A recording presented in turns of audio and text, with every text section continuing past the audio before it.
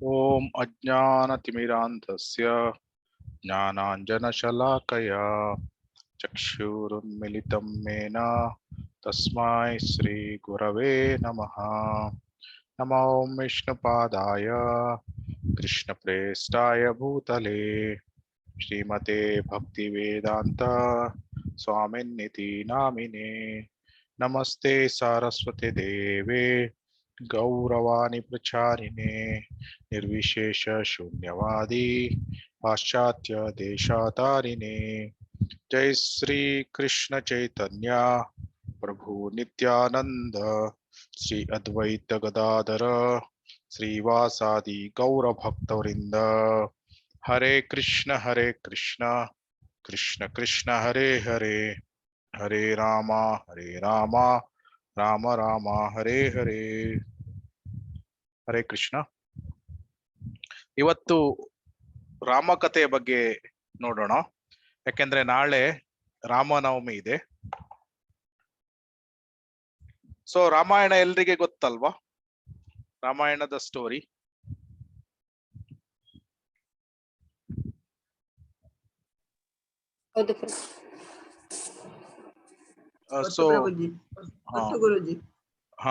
So ಇವತ್ತು ನಾವು ರಾಮಾಯಣದಿಂದ ಏನು ಕಲಿತೇವೆ ಅದನ್ನು ನೋಡುವ.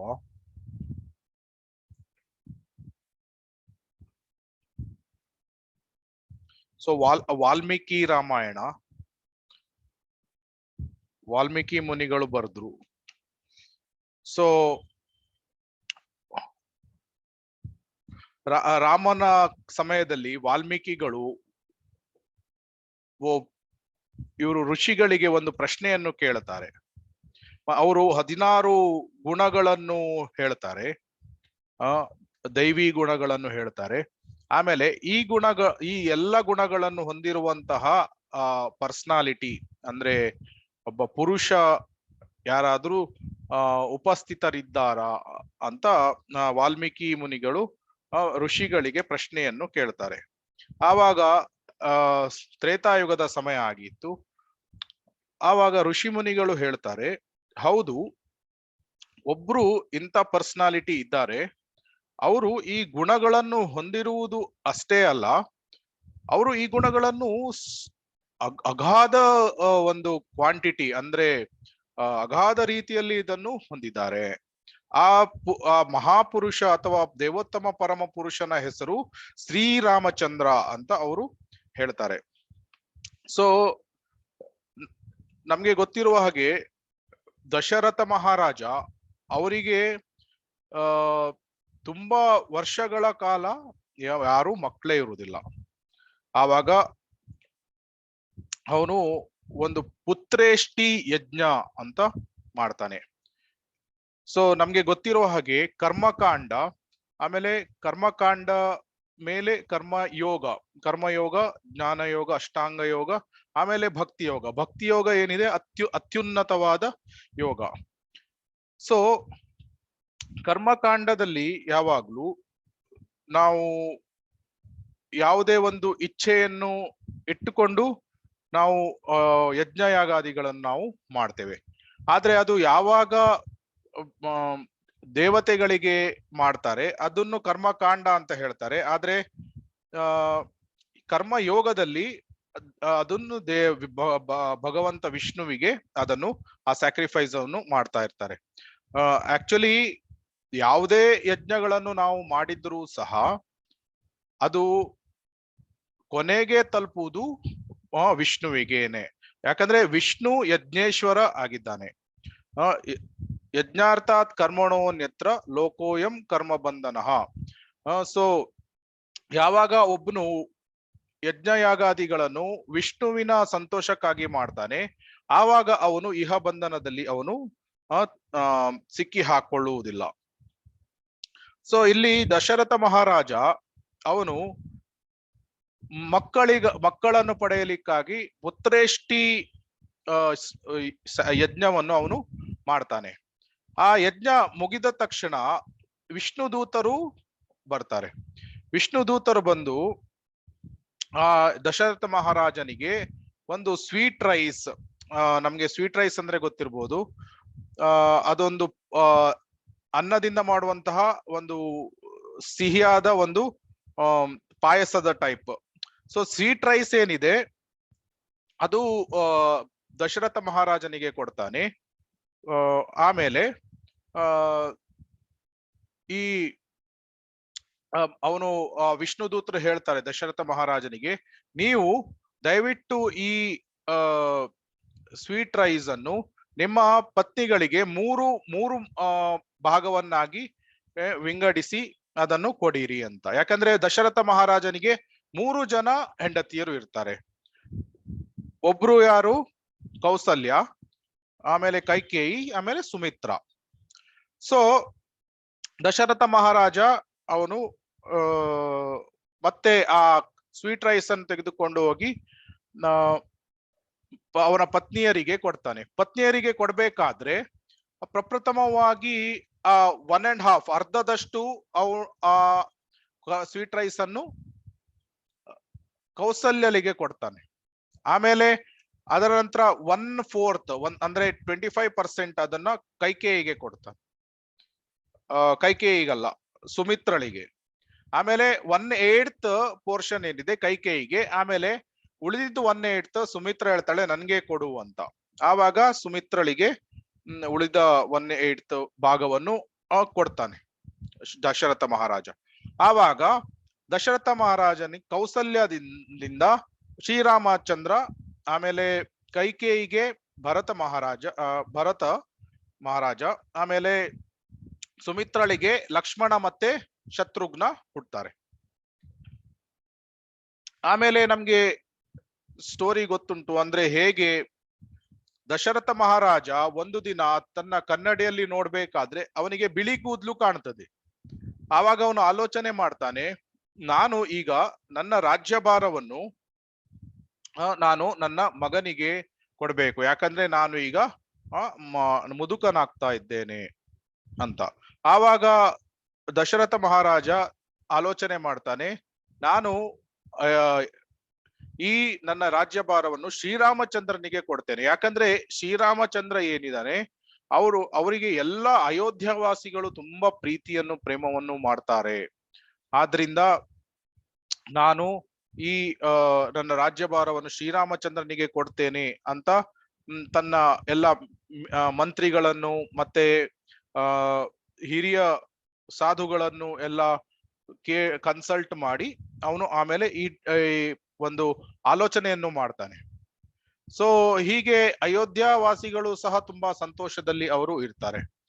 ಅಂದ್ರೆ ಈ ಶ್ರೀರಾಮಚಂದ್ರ ನಮ್ಮ ಮುಂದಿನ ರಾಜ ಆಗ್ತಾ ಇದ್ದಾನೆ ಅಂತ.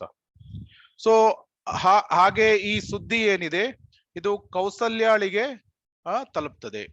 ಆಮೇಲೆ ಈ ಸುದ್ದಿ ಅಯೋಧ್ಯವಾಸಿಗಳಿಗೆಲ್ಲ ತಲುಪ್ತದೆ. ಆಮೇಲೆ ಈ ಸುದ್ದಿಯನ್ನು ಕೊಡ್ಲಿಕ್ಕೆ ಅವರು ದಾಸಿಯರು ಇರ್ತಾ ಇದ್ರು. ಸೊ ಆವಾಗ ಮಂತರ ಅನ್ನುವವಳು ಈ ಸುದ್ದಿಯನ್ನು ಕೈಕೇಯಿಗೆ ತೆಗೆದುಕೊಂಡು ಹೋಗ್ತಾಳೆ. ಸೊ ಆವಾಗ ಕೈಕೇಯಿ ತುಂಬಾ ಸಂತೋಷದಿಂದ ಅವಳ ಹಾರವನ್ನು ತೆಗೆದು ಮಂತರೆಗೆ ಕೊಡ್ಲಿಕ್ಕೆ ಹೋಗ್ತಾಳೆ. ಸೊ ಆವಾಗ ಮಂತರೆ ಹೇಳ್ತಾಳೆ, ನೀನು ಯಾವ ರೀತಿಯ ಒಂದು ಮೂರ್ಖಳಾಗಿದ್ದೀಯಾ? ಒಂದು ವೇಳೆ ಶ್ರೀರಾಮಚಂದ್ರ ರಾಜನಾದ್ರೆ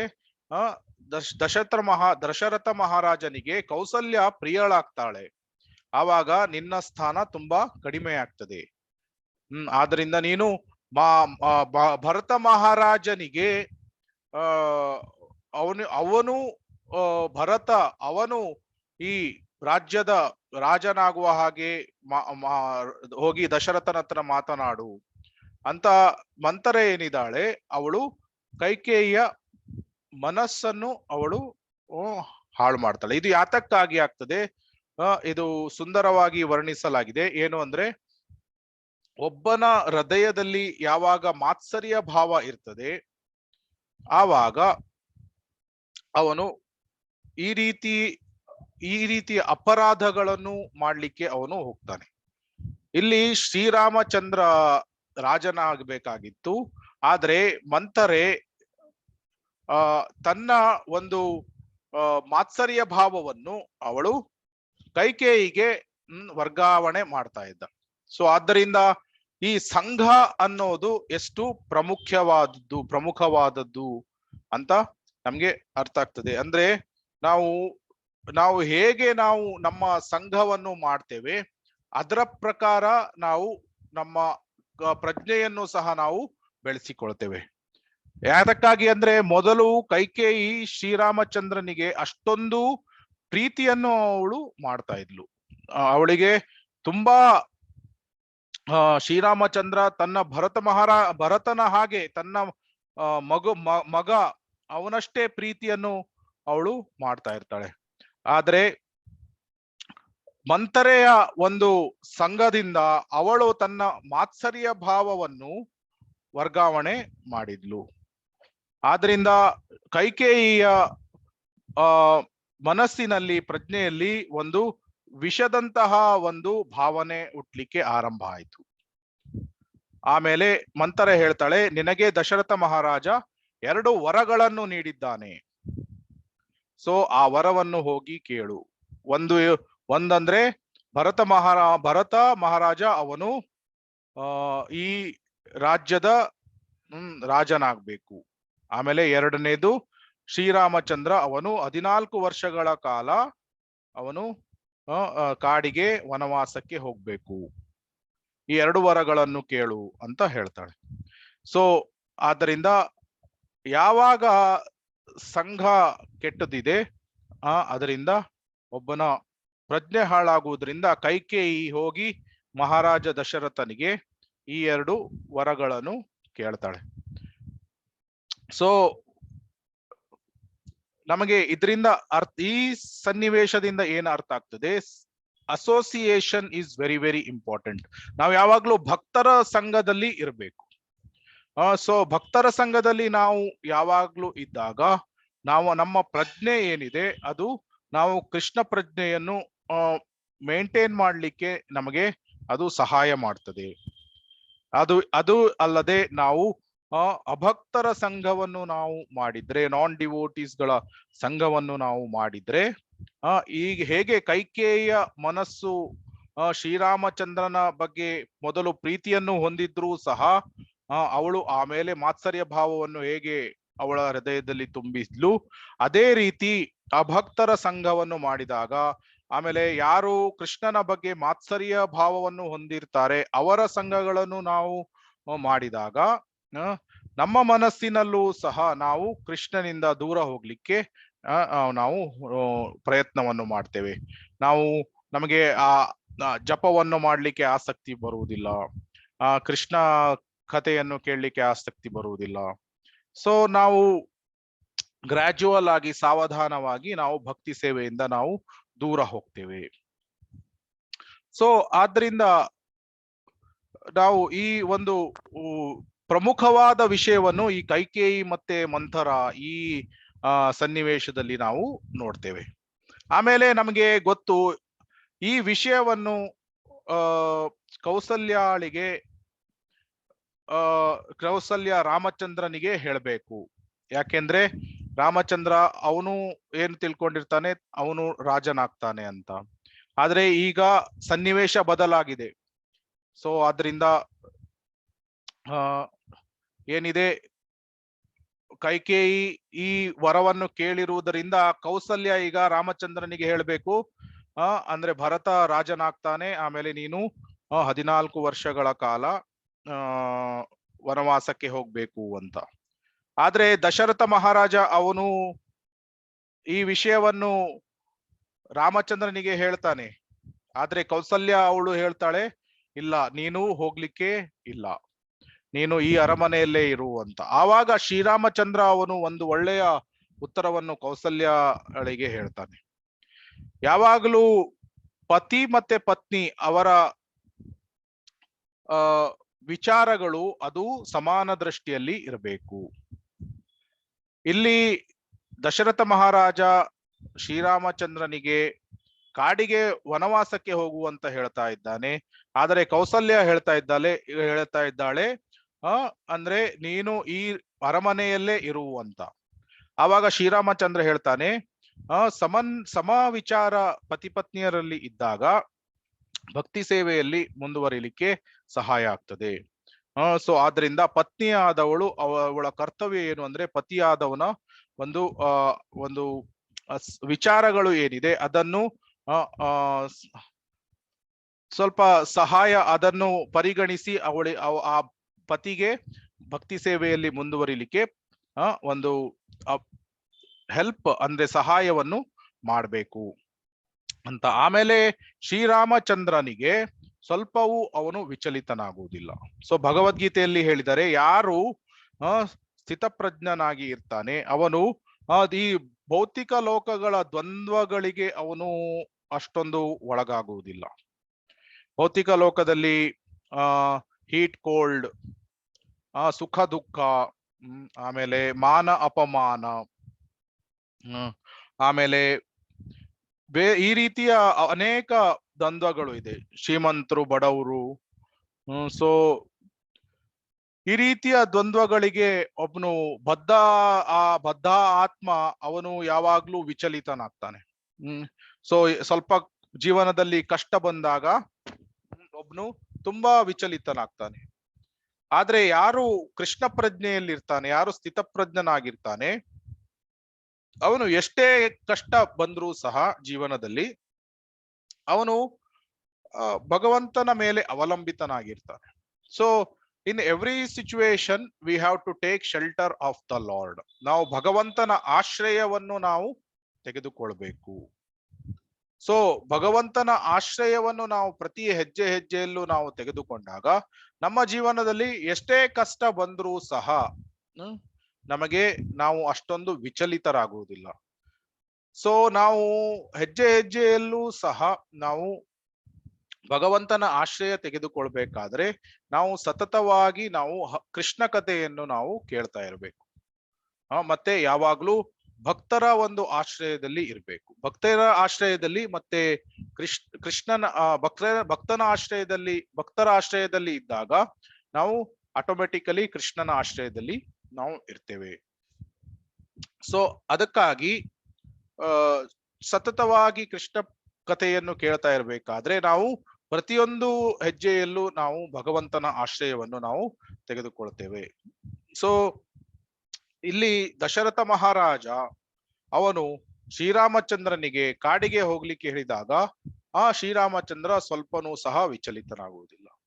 ಆಮೇಲೆ ಹಿಂದಿನ ದಿನ ಅವನಿಗೆ ಸುದ್ದಿ ಸಿಕ್ಕಿತು, ಅವನು ಅಯೋಧ್ಯೆಯ ರಾಜ್ಯ ಆಗ್ತಾನೆ. ಆವಾಗ್ಲೂ ಸಹ ಅವನು ಸ್ವಲ್ಪವೂ ಸಹ ಅಂದ್ರೆ ತುಂಬಾ ಸಂತೋಷವನ್ನು ಸಹ ಪಟ್ಟು ಅವನು ಏನು ಈ ಕ್ಲೌಡ್ 9 ಅಂತ ಹೇಳ್ತಾರೆ. ಸೊ ತುಂಬಾ ಹ್ಯಾಪಿನೆಸ್ ಸ್ಟೇಟಿಗೆ ಹೋಗುದು, ಆಮೇಲೆ ಕುಸಿದು ಬಿದ್ದಾಗ ಫುಲ್ ಡಿಪ್ರೆಷನ್ಗೆ ಬರುದು. ಸೊ ಈ ರೀತಿಯ ಒಂದು ಫ್ಲಕ್ಚುಯೇಷನ್ಸ್ ಗಳು ಇರಬಾರದು.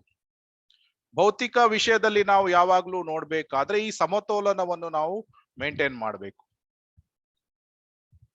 ಯಾಕೆಂದ್ರೆ ಮಾತ್ರ ಸ್ಪರ್ಶಾಸ್ತು ಕೌಂತೆಯ ಶೀತೋಷ್ಣ ಸುಖ ದುಃಖದ ಆಗಮಪ್ಪಾಯಿನೋ ನಿತ್ಯ ಸ್ಥಾಂ ತಿತಿಕ್ಷಸ್ವ ಭಾರತ. ಈ ಭೌತಿಕ ಲೋಕದಲ್ಲಿ ಯಾವಾಗ್ಲೂ ಈ ಸೀಸನಲ್ ಚೇಂಜಸ್ ಆಗ್ತಾ ಇರ್ತದೆ. ಮಳೆಗಾಲ ಬರ್ತದೆ, ಆಮೇಲೆ ಚಳಿಗಾಲ ಬರ್ತದೆ, ಬೇಸಿಗೆಗಾಲಗಳು ಬರ್ತದೆ. ಸೊ ಅದೇ ರೀತಿ ಕಷ್ಟಗಳು ಮತ್ತೆ ಸುಖಗಳು ಜೀವನದಲ್ಲಿ ಬರ್ತಾ ಇರ್ತದೆ, ಹೋಗ್ತಾ ಇರ್ತದೆ. ಸೊ ಕಷ್ಟ ಬಂದ್ಮೇಲೆ ಸುಖ ಬರ್ತದೆ, ಸುಖ ಬಂದ್ಮೇಲೆ ಕಷ್ಟ ಬರ್ತದೆ. ಸೊ ಆದ್ರಿಂದ ಯಾರು ಸ್ಥಿತಪ್ರಜ್ಞನಾಗಿರ್ತಾನೆ ಇದರಿಂದ ವಿಚಲಿತನಾಗಬಾರ್ದು. ಸೊ ಇಲ್ಲಿ ರಾಮಚಂದ್ರ ಹೇಳ್ತಾನೆ ನಾನು ಕಾಡಿಗೆ ಹೋಗ್ತೇನೆ ಅಂತ. ಸೊ ಅವನು ಕಾಡಿಗೆ ಹೋಗ್ತೇನೆ ಅಂದಾಗ ಸೀತೆ ಅವಳು ಸಹ ಹೇಳ್ತಾಳೆ ನಾನು ಸಹ ಕಾಡಿಗೆ ಬರ್ತೇನೆ. ಯಾಕಂದ್ರೆ ಪತಿ ಎಲ್ಲಿ ಇರ್ತಾನೆ ಅಲ್ಲಿ ಪತ್ನಿ ಇರುವುದು ಅವಳ ಧರ್ಮ. ಧರ್ಮ ಅಂದ್ರೆ ಅವಳು ಅಲ್ಲಿ ಇರ್ಲಿಕ್ಕೆ ಇಷ್ಟಪಡ್ತಾಳೆ. ಆದ್ರಿಂದ ಶ್ರೀರಾಮಚಂದ್ರ ಕಾಡಿಗೆ ಹೋಗುವಾಗ ಸೀತಾದೇವಿ ಹೇಳ್ತಾಳೆ ನಾನು ಸಹ ಬರ್ತೇನೆ. ಅವಾಗ ಶ್ರೀರಾಮಚಂದ್ರ ಹೇಳ್ತಾನೆ ನಿನಗೆ ಅಲ್ಲಿ ಇರ್ಲಿಕ್ಕೆ ಆಗುವುದಿಲ್ಲ, ಯಾಕಂದ್ರೆ ತುಂಬಾ ಮುಳ್ಳುಗಳು ಇರ್ತದೆ, ಆಮೇಲೆ ಕಾಡು ಪ್ರಾಣಿಗಳು ಇರ್ತವೆ. ಸೊ ತುಂಬಾ ಕಷ್ಟದ ಜೀವನ, ಅರಮನೆಯಲ್ಲಿ ತುಂಬಾ ಕಂಫರ್ಟೇಬಲ್ ಆಗಿ ಇರ್ತದೆ, ನಿನಗೆ ಆಗುದಿಲ್ಲ ಅಂತ ಹೇಳ್ತಾನೆ ಶ್ರೀರಾಮಚಂದ್ರ. ಆವಾಗ ಸೀತಾದೇವಿ ಒಪ್ಪುವುದಿಲ್ಲ. ಸೊ ಆವಾಗ ಸೀತಾದೇವಿ ಸಹ ಶ್ರೀರಾಮಚಂದ್ರನ ಜೊತೆ ಕಾಡಿಗೆ ಹೋಗುವುದು ಅಂತ ಡಿಸೈಡ್ ಆಗ್ತದೆ. ಆಮೇಲೆ ಅದೇ ಸಮಯದಲ್ಲಿ ಲಕ್ಷ್ಮಣನು ಸಹ ಹೇಳ್ತಾನೆ, ನಾನು ಈಗ 14 ವರ್ಷಗಳ ಕಾಲ ನಾನು ನಿದ್ದೆಯನ್ನು ಮಾಡುವುದಿಲ್ಲ ಅಂತ ಶಪಥ ತೆಗೆದುಕೊಂಡಿದ್ದೇನೆ ಅಂತ. ಆವಾಗ ಅಲ್ಲಿ ನಿದ್ರಾದೇವಿ ಪ್ರಕಟ ಆಗ್ತಾಳೆ. ಆಮೇಲೆ ನಿದ್ರಾದೇವಿ ಹೇಳ್ತಾಳೆ, ನೀನು ಈ ಶಪಥವನ್ನು ತೆಗೆದುಕೊಳ್ಳುವುದಾದ್ರೆ ನಿನ್ನ ಬದಲಿಗೆ ನೀನು ಇದಕ್ಕೆ ಒಂದು ಉಪಾಯವನ್ನು ನೀಡಬೇಕು, ಕಂಪೆನ್ಸೇಷನ್ ಅನ್ನು ನೀನು ನೀಡಬೇಕು. ಯಾಕಂದ್ರೆ ನನ್ನ ಪ್ರಕಾರ ಪ್ರತಿಯೊಬ್ಬರಿಗೆ ನಾನು ಆ ಇನ್ಫ್ಲೂಯೆನ್ಸ್ ಮಾಡೇ ಮಾಡ್ತೇನೆ, ನಿದ್ದೆ ಪ್ರತಿಯೊಬ್ಬರು ಮಾಡ್ಲೇಬೇಕು ಅಂತ. ಆವಾಗ ನಿದ್ರಾದೇವಿಗೆ ಲಕ್ಷ್ಮಣ ಹೇಳ್ತಾನೆ, ನೀನು ನನ್ನ ಪತ್ನಿಯಾದ ಊರ್ಮಿಳಾ ಆಳಿಗೆ, ಅವಳು ನನ್ನ ಪರವಾಗಿ ನನ್ನ ನಿದ್ದೆಯನ್ನು ಸಹ ಅವಳು ಮಾಡ್ತಾಳೆ ಅಂತ. ಆವಾಗ ನಿದ್ರಾದೇವಿ ಒಪ್ತಾಳೆ.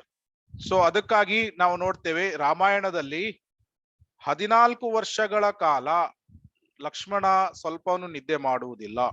ಆದರೆ ಅವನ ಬದಲಿಗೆ ಊರ್ಮಿಳಾ ಏನಿದ್ದಾಳೆ, ಅವಳು ರಾತ್ರಿ ಅವಳ ಪರವಾಗಿ ನಿದ್ದೆ, ಆಮೇಲೆ ಬೆಳಿಗ್ಗೆ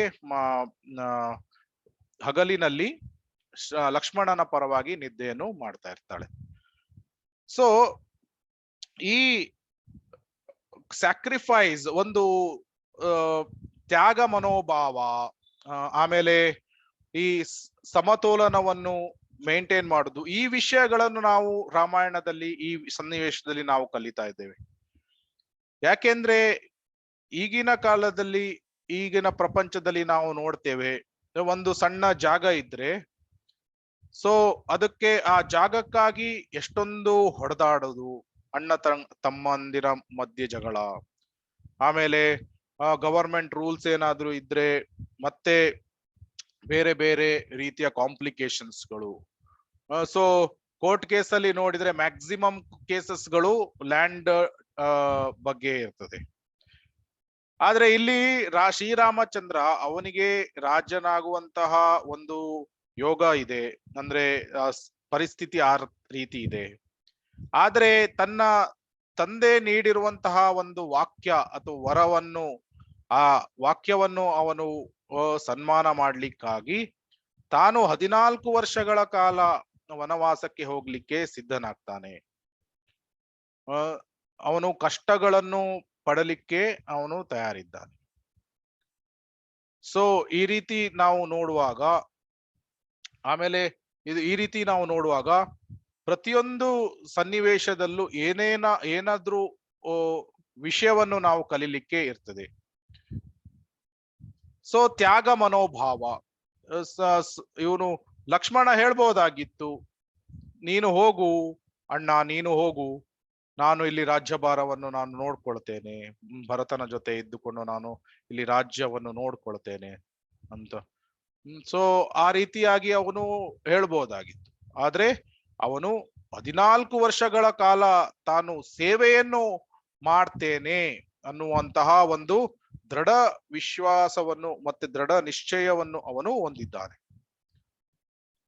ಸೊ ಆಮೇಲೆ ಅಯೋಧ್ಯೆಯನ್ನು ಬಿಟ್ಟು ಹೋಗುವ ಶ್ರೀರಾಮಚಂದ್ರ, ಸೀತಾದೇವಿ ಆಮೇಲೆ ಲಕ್ಷ್ಮಣರು ಹೋಗ್ಬೇಕಾದ್ರೆ ಅಯೋಧ್ಯಾವಾಸಿಗಳು ಶ್ರೀರಾಮಚಂದ್ರನಿಗೆ ಹೇಳ್ತಾರೆ, ನೀನು ಹೋಗ್ಬೇಡ, ಅಥವಾ ನೀನು ಹೋಗುವುದಿದ್ರೆ ನಾವೆಲ್ಲರೂ ಸಹ ನಿಮ್ಮ ಜೊತೆ ಬರ್ತೇವೆ ಅಂತ ಅಯೋಧ್ಯಾವಾಸಿಗಳು ಶ್ರೀರಾಮಚಂದ್ರನಿಗೆ ಹೇಳ್ತಾರೆ. ಯಾಕಂದ್ರೆ ಅಯೋಧ್ಯಾವಾಸಿಗಳು ಶ್ರೀರಾಮಚಂದ್ರನಿಗೆ ಅಷ್ಟೊಂದು ಪ್ರೀತಿಯನ್ನು, ಪ್ರೇಮವನ್ನು ಅವರು ಮಾಡ್ತಾ ಇರ್ತಾರೆ. ಸೊ ಆದ್ರೂ ಶ್ರೀರಾಮಚಂದ್ರ ಹೇಳ್ತಾನೆ, ನಾನು 14 ವರ್ಷಗಳ ಕಾಲ ವನವಾಸ ಮುಗಿಸಿ ಬಂದು ನಾನೇ ಪುನಃ ಬರ್ತೇನೆ ಅಂತ. ಆವಾಗ ಅಯೋಧ್ಯವಾಸಿಗಳು ತುಂಬಾ ದೂರ ತನಕ ಅವರಿಗೆ ಬಿಡ್ಲಿಕ್ಕೆ ಬರ್ತಾರೆ. ಆಮೇಲೆ ಶ್ರೀರಾಮಚಂದ್ರ ಎಲ್ಲರನ್ನು ವಾಪಸ್ಸು ಕಳಿಸ್ತಾನೆ. ಸೊ ಆಮೇಲೆ ನಮ್ಗೆ ಗೊತ್ತು ವನವಾಸದಲ್ಲಿ ಹೋಗ್ಬೇಕಾದ್ರೆ ಮಧ್ಯ ಶ್ರೀರಾಮಚಂದ್ರ ಸೀತಾದೇವಿ ಅವರು ಗುಹ ಮಹಾರಾಜನಿಗೆ ಭೇಟಿ ಆಗ್ತಾರೆ. ಸೊ ಗುಹ ಮಹಾರಾಜ ಅವನು ರಾಮ ಭಕ್ತನಾಗಿರ್ತಾನೆ. ಸೊ ರಾಮ ಭಕ್ತನಾಗಿರ್ಬೇಕಾದ್ರೆ ಅವನು ರಾಮನ ತುಂಬಾ ಒಳ್ಳೆ ರೀತಿ ಸೇವೆಯನ್ನು ಮಾಡ್ತಾನೆ. ಆಮೇಲೆ ಗುಹ ಮಹಾರಾಜನ ಆ ಸ್ಥಳದಲ್ಲಿ ಒಂದು ರಾತ್ರಿ ನಿಂತಿರ್ಬೇಕಾದ್ರೆ ಲಕ್ಷ್ಮಣ ಯಾವಾಗ್ಲೂ ಏನ್ ಮಾಡ್ತಾ ಇರ್ತಾನೆ, ರಾತ್ರಿಯ ಸಮಯದಲ್ಲಿ ಅವನು ಯಾವುದೇ ಮೃಗ ಅಥವಾ ಕಾಡು ಪ್ರಾಣಿಗಳು ಶ್ರೀರಾಮಚಂದ್ರ ಮತ್ತೆ ಸೀತಾದೇವಿಯ ನಿದ್ದೆಯನ್ನು ಡಿಸ್ಟರ್ಬ್ ಮಾಡಬಾರ್ದು, ಅದಕ್ಕೆ ಅವರಿಗೆ ತೊಂದರೆ ಕೊಡಬಾರ್ದು ಅಂತ ಲಕ್ಷ್ಮಣ ಅವನು ರಾತ್ರಿ ಪೂರ್ತಿ ಕಾಯ್ತಾ ಇರ್ತಾನೆ. ಅವರು ಮಲ್ಗಿರ್ತಾರೆ, ಆದ್ರೆ ಇವನು ಈ ರೀತಿ ಕಾದುಕೊಂಡು ಅವರ ರಕ್ಷಣೆಗಾಗಿ ಅವನು ಅಲರ್ಟ್ ಆಗಿ ಇರ್ತಾನೆ. ಆದ್ರೆ ಗುಹ ಮಹಾರಾಜನ ಮನೆ ಅರಮನೆ ಇದು ಸ್ಥಳದಲ್ಲಿ ನಿಂತಾಗ ಗುಹ ಮಹಾರಾಜನಿಗೆ ಒಂದು ಸಂಶಯ ಬರ್ತದೆ. ಯಾತಕ್ಕಾಗಿ ಲಕ್ಷ್ಮಣ ನಿದ್ದೆಯನ್ನು ಮಾಡ್ತಾ ಇಲ್ಲ, ನಾನು ನೋಡ್ತೇನೆ ಅಂತ ಗುಹ ಮಹಾರಾಜನು ಸಹ ಅವನು ನಿದ್ದೆಯನ್ನು ಮಾಡುವುದಿಲ್ಲ. ಆಮೇಲೆ ಗುಹ ಮಹಾರಾಜ ಅವನು ಬಂದು ಲಕ್ಷ್ಮಣನ ಹತ್ರ ಬಿಲ್ಲು ಬಾಣಗಳನ್ನು ಹಿಡಿದುಕೊಂಡು ಆಚೆ ಈಚೆ ತಿರುಗಾಡ್ತಾ ಇರ್ತಾನೆ. ಆಮೇಲೆ ಲಕ್ಷ್ಮಣನು ಸಹ ಅವನು ತನ್ನ ಆಯುಧಗಳನ್ನು ಹಿಡಿದುಕೊಂಡು ಆಚೆ ಈಚೆ ತಿರುಗಾಡ್ತಾ ಇರ್ತಾನೆ. ಸೊ ಗುಹ ಮಹಾರಾಜ ಲಕ್ಷ್ಮಣನ ಬಗ್ಗೆ ಆಲೋಚನೆ ಮಾಡ್ತಾನೆ, ಇವನು ಯಾಕೆ ನಿದ್ದೆ ಮಾಡ್ತಾ ಇಲ್ಲ, ಇವನ ಇಂಟೆನ್ಷನ್ ಏನು ಅಂತ. ಅದೇ ರೀತಿ ಗುಹ ಮಹಾರಾಜನ ಆಚೆ ಆ ರೀತಿ ಆಲೋಚನೆ ಮಾಡ್ತಾನೆ. ಲಕ್ಷ್ಮಣನು ಸಹ ಈ ಗುಹ ಮಹಾರಾಜ ಯಾಕೆ ನಿದ್ದೆಯನ್ನು ಮಾಡ್ತಾ ಇಲ್ಲ, ನಾನು ಈ ಅಲರ್ಟ್ ಆಗಿ ಇರ್ಬೇಕು, ಇವರ ಸೀತಾ ಮತ್ತೆ ರಾಮಚಂದ್ರನಿಗೆ ಏನಾದ್ರೂ ಅಪಾಯವನ್ನು ಮಾಡ್ತಾನೋ ಅಂತ ಲಕ್ಷ್ಮಣ ಅವನು ಸಹ ಅಲರ್ಟ್ ಆಗಿರ್ತಾನೆ. ಸೊ ಈ ರೀತಿ ನಾವು ನೋಡ್ತೇವೆ, ಇಬ್ಬರು ಮಹಾನ್ ಭಕ್ತರು, ಶ್ರೀರಾಮಚಂದ್ರನ ಮಹಾನ್ ಭಕ್ತರು. ಸೊ ಅವರು ತಮ್ಮ ಸೇವೆಯನ್ನು ಮಾಡ್ಬೇಕಾದ್ರೆ ನಿದ್ದೆಯನ್ನು ಸಹ ಬಿಡ್ತಾ ಇದ್ದಾರೆ. ಸೊ ಅಷ್ಟೊಂದು ತ್ಯಾಗ, ಸೊ ಸ್ಯಾಕ್ರಿಫೈಸ್ ಅಥವಾ ತಪಶ್ಚರ್ಯಗಳನ್ನು ಮಾಡುವುದು, ಭಕ್ತಿ ಸೇವೆಯಲ್ಲಿ ಮುಂದುವರಿಬೇಕಾದ್ರೆ ಈ ವಿಷಯಗಳು ತುಂಬಾ ಪ್ರಮುಖವಾದದ್ದು. ಅದಕ್ಕೆ ಭಗವದ್ಗೀತೆ 18ನೇ ಅಧ್ಯಾಯದಲ್ಲಿ ಹೇಳಿದರೆ, ಅಂದ್ರೆ ಒಬ್ಬನು ಯಜ್ಞ ದಾನ ತಪ ಈ 3 ವಿಷಯಗಳನ್ನು ಯಾವುದೇ ಸಂದರ್ಭದಲ್ಲೂ ಬಿಡಬಾರ್ದು. ಯಾಕಂದ್ರೆ ಈ 3 ವಿಷಯಗಳು ಒಬ್ಬನನ್ನು ಮೇಲಕ್ಕೆ ಕರೆದುಕೊಂಡು ಹೋಗ್ತದೆ. ಟ್ರಾನ್ಸೆಂಡೆಂಟಲ್ ಸ್ಟೇಜ್, ಅಲೌಕಿಕ ಸ್ಟೇಜ್ ಇದಕ್ಕೆ ಕರೆದುಕೊಂಡು ಹೋಗ್ತದೆ. ಯಜ್ಞ ದಾನ ತಪ. ಯಜ್ಞ ಅಂದ್ರೆ ಏನು? ಸಂಕೀರ್ತನ ಯಜ್ಞ. ಕಲಿಯುಗದಲ್ಲಿ ನಾವು ಮಾಡುವುದು ಸಂಕೀರ್ತನ ಯಜ್ಞ. ಸೊ ಕೃಷ್ಣವರ್ಣಂ ತ್ವಿಷಾ ಕೃಷ್ಣಂ ಸಂಗೋಪಂಗಾಸ್ತ್ರ ಪಾರ್ಷದಂ ಯಜ್ಞೈ ಸಂಕೀರ್ತನ ಪ್ರಾಯರ್ ಯಜಂತೀಹಿ ಸುಮೇಧಸಃ.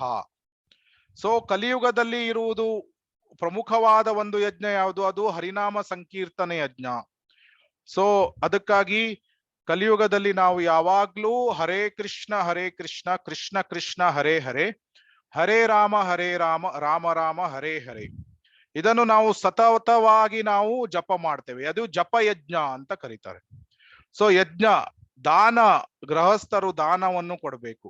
ಯಾಕಂದ್ರೆ ನಾವು ಮಾಡುವಂತಹ ಒಂದು ಇನ್ಕಮ್ ಏನಿದೆ ಅದರಲ್ಲಿ ಕೆಲವು ಈಗ ಉದಾಹರಣೆಗೆ ಕೆಲವು ಡೀಲಿಂಗ್ಸ್ ಗಳನ್ನು ಮಾಡ್ಬೇಕಾದ್ರೆ ಕೆಲವೊಮ್ಮೆ ಲಂಚ ಕೊಡ್ಬೇಕಾಗಬಹುದು, ಅಥವಾ ಲಂಚ ಸ್ವೀಕಾರ ಅಂದ್ರೆ ಇಂಡೈರೆಕ್ಟ್ಲಿ ಸ್ವೀಕಾರ ಆಗ್ತದೆ.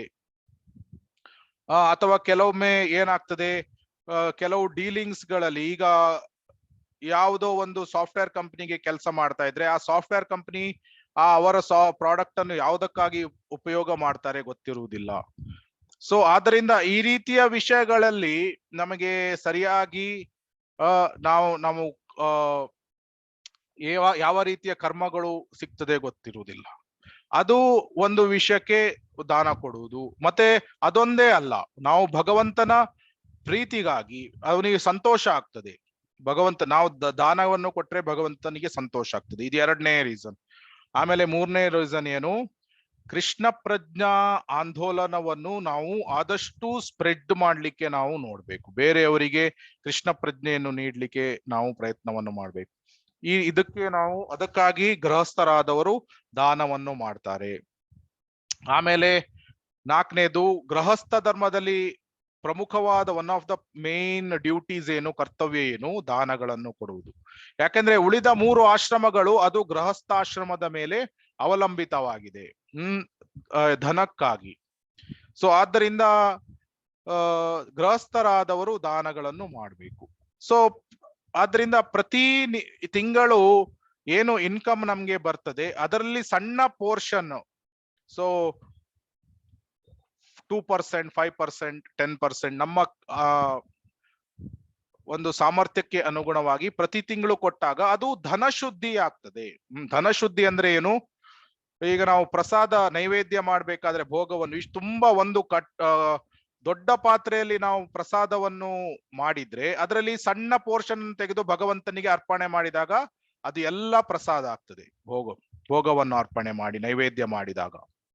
ಸೊ ಅದೇ ರೀತಿ ನಮ್ಮ ಇನ್ಕಮ್ ತುಂಬಾ ಇರ್ಬೋದು, 1 ಲಕ್ಷ 2 ಲಕ್ಷ, ಆವಾಗ 5,000 10,000 ಈ ರೀತಿ ಪರ್ ಮಂತ್ ಕೊಟ್ಟಾಗ ಆವಾಗ ಏನಾಗ್ತದೆ, ಅದು ಉಳಿದ ಧನ ಏನಿದೆ ಅದು ಧನ ಶುದ್ಧವಾಗ್ತದೆ. ಸೊ ಗೃಹಸ್ಥ ಆಶ್ರಮದಲ್ಲಿ ದಾನ ಇದು ಪ್ರಮುಖವಾದದ್ದು. ಸೊ ಯಜ್ಞ, ದಾನ, ತಪ ಅಂದ್ರೆ ತಪಶ್ಚರ್ಯವನ್ನು ಮಾಡುವುದು. ಬೆಳಿಗ್ಗೆ 4 ಗಂಟೆಗೆ ಏಳುವುದು ತುಂಬಾ ಕಷ್ಟಕರ ಅನಿಸ್ತದೆ, ಅದು ಎಸ್ಪೆಷಲಿ ಚಳಿಗಾಲದಲ್ಲಿ ಯಾರು ಹೇಳ್ತಾರೆ ಅಂತ ಅನಿಸ್ತದೆ. ಆದ್ರೆ ಭಕ್ತನು 4 ಗಂಟೆಗೆ ಎದ್ದು ಮಂಗಳಾರತಿ ಅಟೆಂಡ್ ಆಗ್ತಾನೆ, ಬೆಳಿಗ್ಗೆ ಬ್ರಹ್ಮ ಮುಹೂರ್ತದಲ್ಲಿ ಹರೇ ಕೃಷ್ಣ ಮಹಾಮಂತ್ರವನ್ನು ಜಪ ಮಾಡ್ತಾನೆ.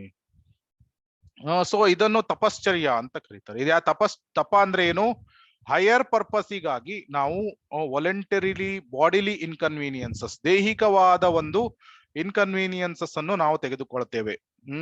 ಬೆಳಿಗ್ಗೆ ಕೆಲವರು ವೃಂದಾವನದಲ್ಲಿ 3 ಡಿಗ್ರಿ 4 ಡಿಗ್ರಿಯಲ್ಲೂ ಸಹ ತಣ್ಣೀರಿನ ಸ್ನಾನ ಮಾಡ್ತಾರೆ. ಆಮೇಲೆ ನೈವೇದ್ಯಕ್ಕಾಗಿ ಭೋಗವನ್ನು ಮಾಡ್ಬೇಕಾದ್ರೆ 45 ಡಿಗ್ರಿ ಇದ್ರೂ ಸಹ ಗ್ಯಾಸ್ನ ಮುಂದೆ ಪದಾರ್ಥವನ್ನು ಮಾಡಬೇಕು.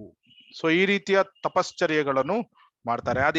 ಆದ್ರೆ ಭೌತಿಕ ದೃಷ್ಟಿಯಲ್ಲಿ ಭೌತಿಕ ವ್ಯಕ್ತಿಗಳು ಅವರು ಭೌತಿಕ ಲಾಭಕ್ಕಾಗಿ ತಪಶ್ಚರ್ಯಗಳನ್ನು ಮಾಡ್ತಾರೆ. ಕೆಲವರು ಬಾಂಬೆಯಲ್ಲಿ ನೋಡಿದ್ರೆ ಅವರು ಸಹ 4 ಗಂಟೆಗೆ ಎದ್ದು ಟ್ರೈನ್ ಅಲ್ಲೆಲ್ಲ ಹೋಗ್ತಾರೆ, ಆದ್ರೆ ಅವರು ತಮ್ಮ ಸ್ವಾರ್ಥಕ್ಕಾಗಿ ಮಾಡ್ತಾ ಇರ್ತಾರೆ. ಆದರೆ ಭಕ್ತರು ಯಾವಾಗಲೂ ತಪಶ್ಚರ್ಯಗಳನ್ನು ಅವರು ಭಗವಂತನ ಸೇವೆಗಾಗಿ ಮಾಡ್ತಾ ಇರ್ತಾರೆ, ಮತ್ತೆ ಭಕ್ತಿ ಸೇವೆಯಲ್ಲಿ ಮುಂದುವರಿಲಿಕ್ಕಾಗಿ ತಪಶ್ಚರ್ಯಗಳನ್ನು ಮಾಡ್ತಾ ಇರ್ತಾರೆ. ಸೊ ಯಜ್ಞ, ದಾನ, ತಪ ಇದನ್ನು ಒಬ್ನು ಮಾಡ್ತಾ ಇರ್ಬೇಕು. ಯಾವುದೇ ಹಂತದಲ್ಲೂ ಸಹ ಅವನು ಇದನ್ನು ಬಿಡಬಾರ್ದು ಅಂತ ಶ್ರೀಮದ್ ಭಗವದ್ಗೀತಾ 18ನೇ ಅಧ್ಯಾಯದಲ್ಲಿ ಹೇಳಿದ್ದಾರೆ. ಸೊ ಒಂದು ಸ್ಮಾಲ್ ಅನೌನ್ಸ್ಮೆಂಟ್ ಇದೆ. ಈಗ ಇನ್ ಕೇಸ್ ಇದು ಲಾಗೌಟ್ ಆದ್ರೆ ಮತ್ತೆ ರೀಜಾಯ್ನ್ ಆಗಿ. ಸೊ ಈಗ ಏನಾಗಿದೆ ಅಂದ್ರೆ ಝೂಮ್ ಕ್ಲಾಸಸ್ ತುಂಬಾ ಕಡಿಮೆ ಆಗಿದೆ, ಕೊರೋನಾ ಕಡಿಮೆ ಆಗಿರೋದ್ರಿಂದ ಹೆಚ್ಚು ಫಿಸಿಕಲ್ ಕ್ಲಾಸಸ್ ಎಲ್ಲ ಸ್ಟಾರ್ಟ್ ಆಗ್ತಾ ಇದೆ ಸ್ಲೋಲಿ. ಆದ್ರಿಂದ ಜಾಸ್ತಿ ರೀಚಾರ್ಜ್ ಅಂದ್ರೆ ದುಡ್ಡನ್ನು ಕೊಟ್ಟು ಝೂಮ್ ಅನ್ನು ಅಪ್ಗ್ರೇಡ್ ಯಾರು ಮಾಡ್ತಾ ಇಲ್ಲ.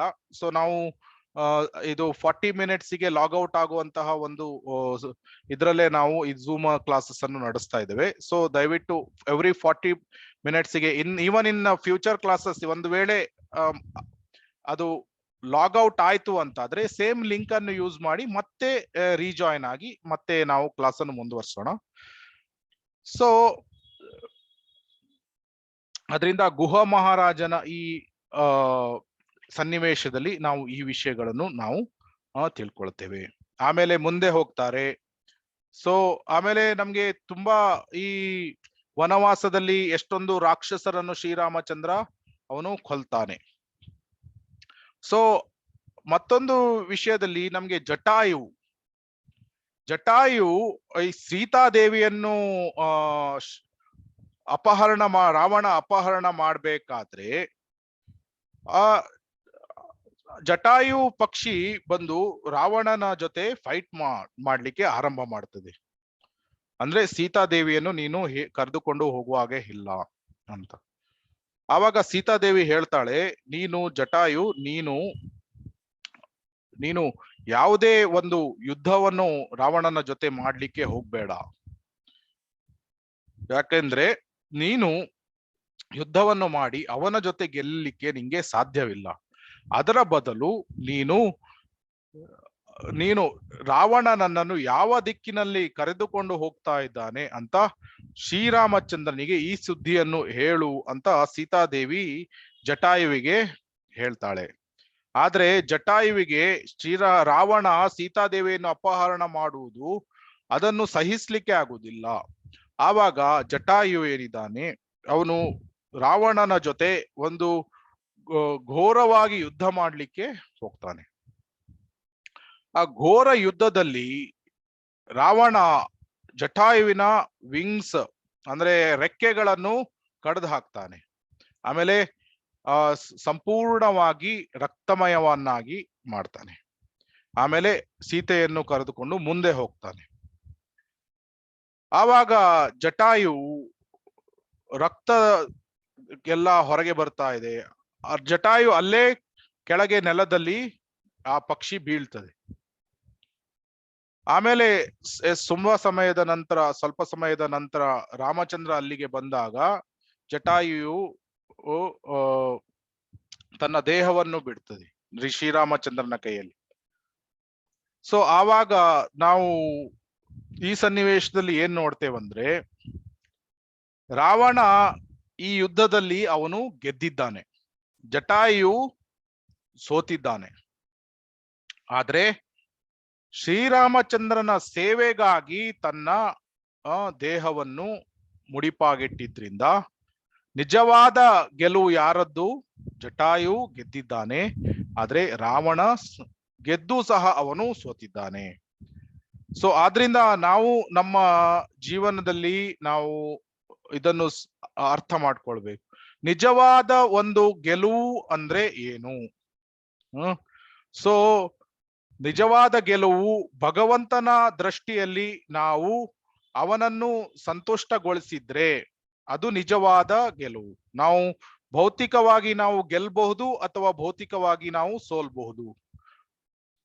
ಆದ್ರೆ ನಾವು ನಮ್ಮ ಪ್ರಯತ್ನಗಳಿಂದ ನಾವು ಭಗವಂತನಿಗೆ ನಾವು ಸಂತುಷ್ಟಗೊಳಿಸಿದ್ರೆ ನಾವು ಭಗವಂತನ ಒಂದು ಆ ಪ್ರೀತಿಗೆ ಪಾತ್ರರಾದ್ರೆ ಸೊ ಅದು ನಿಜವಾದ ಗೆಲುವು. ಇಲ್ಲಿ ರಾವಣ ಈ ಯುದ್ಧದಲ್ಲಿ ಜಟಾಯುವಿಗೆ ಕೊಂದು ಅವನು ಗೆದ್ದಿದ್ದಾನೆ. ಆದ್ರೆ ತನ್ನ ಕಾಮ ಕ್ರೋಧ ಲೋಭ ಮೋಹ ಮದ ಮಾತ್ಸರ್ಯಗಳಿಂದ ರಾವಣ ಏನಿದ್ದಾನೆ ಅವನು ಗೆದ್ದು ಸಹ ಅವನು ಸೋತಿದ್ದಾನೆ. ಸೊ ಆದ್ರಿಂದ ಭೌತಿಕವಾಗಿ ಒಬ್ನು ಎಷ್ಟೇ ಒಂದು ದೊಡ್ಡ ಅಚೀವ್ಮೆಂಟ್ಸ್ ಗಳನ್ನು ಅವನು ಮಾಡಬಹುದು. ಎಲ್ಲಾ ಝೀರೋಗಳು. ನಮ್ಮ ಹತ್ರ PhD ಡಿಗ್ರಿ ಇದೆ, ಒಂದು ದೊಡ್ಡ ಝೀರೋ. ಒಂದು 3 ಕೋಟಿ ಮನೆ ಇದೆ, ಮತ್ತೊಂದು ದೊಡ್ಡ ಝೀರೋ. BMW ಕಾರ್ ಇದೆ, ಇನ್ನೊಂದು ದೊಡ್ಡ ಝೀರೋ. ಆಮೇಲೆ ಇಷ್ಟೊಂದು ಬೇರೆ ಬೇರೆ ರೀತಿಯ ವಜ್ರಗಳು, ಗೋಲ್ಡ್, ವೈಡೂರ್ಯ, ಎಲ್ಲಾ ರೀತಿಯ ವಿಷಯಗಳಿರ್ಬೋದು, ಅದೆಲ್ಲ ಝೀರೋ. ಈ ಎಲ್ಲ 0+0+0+0 ಎಲ್ಲ ಝೀರೋ. 0 × 0 ಎಲ್ಲ ಆದ್ರೆ ಈ ಎಲ್ಲ ಝೀರೋಗಳ ಹಿಂದೆ ಒಂದನ್ನು ಸೇರಿಸಿದ್ರೆ ಅದಕ್ಕೆ ಅಷ್ಟು ವ್ಯಾಲ್ಯೂ ಬರ್ತದೆ. ಆ ಒಂದು ಯಾರು? ಕೃಷ್ಣ.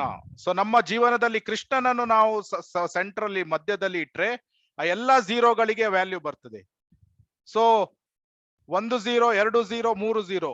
1 0 ಆದ್ರೆ 10, 2 0 ಆದ್ರೆ 100. ಈ ಎಲ್ಲಾ ಭೌತಿಕ ಕ್ವಾಲಿಫಿಕೇಶನ್ಸ್ ಏನಿದೆ ಅದು ಎಷ್ಟು ಜಾಸ್ತಿ ಇರ್ತದೆ ಯಾವಾಗ ಕೃಷ್ಣ ನಮ್ಮ ಜೀವನದ ಸೆಂಟ್ರಲ್ಲಿ ಮಧ್ಯದಲ್ಲಿ ಇರ್ತಾನೆ. ಆವಾಗ 100, 1000, 10,000, 1 ಲಕ್ಷ ಹೀಗೆ ಆಗ್ತದೆ. ಎಷ್ಟು